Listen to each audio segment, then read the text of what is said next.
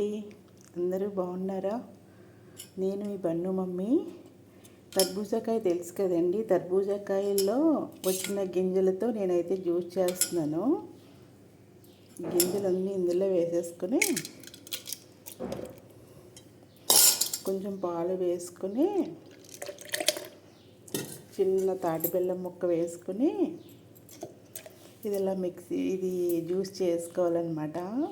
ఈ గింజలు అయితే డిమార్ట్లో గింజలు కూడా అమ్మేస్తున్నారండి. నేనైతే ఇదివరకు పాడేసేదాన్ని, ఇప్పుడు లేదు.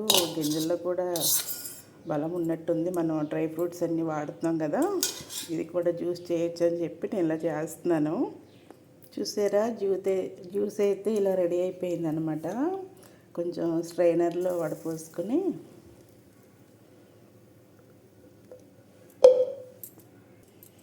చూసారా ఫ్రెండ్స్, ఇలా స్ట్రైనర్లో వడపోసుకుంటే ఇలా పిప్పి వచ్చేస్తుంది అన్నమాట. ఇలా తీసేసుకుని